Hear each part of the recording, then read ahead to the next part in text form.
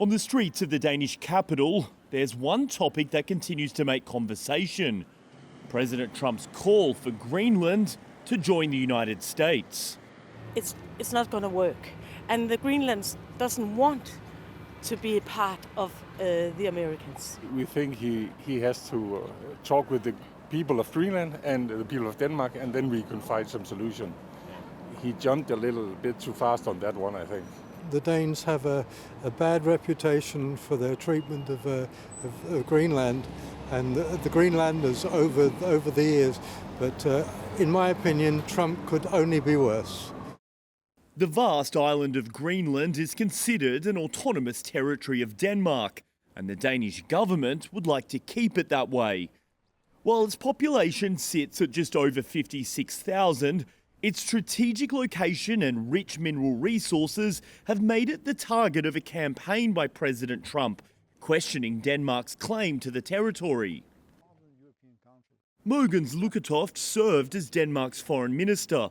He told AnewZ President Trump's rhetoric around tariffs and even military force has unnerved Danish society, especially given Washington's position as a long-time NATO ally. In a way, shocking development.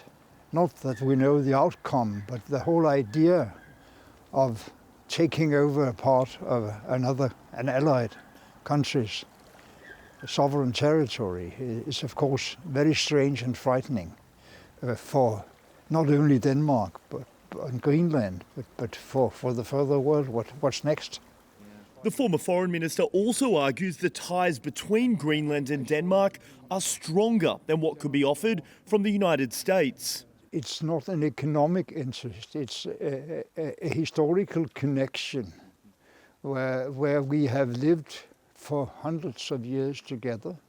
We are a mixed population. We are family related. We have a long common history.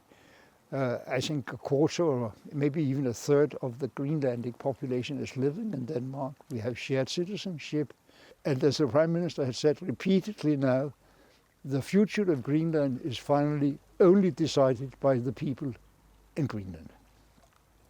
In recent days, Denmark has been reminded just how real this issue has become. President Trump's new Secretary of State, Marco Rubio, has said in an interview that the White House's desire to acquire Greenland is, quote, not a joke. That comes as fresh polling here shows the people of Denmark remain against giving up the territory. A YouGov survey found 78% of Danes oppose Greenland being sold to the US.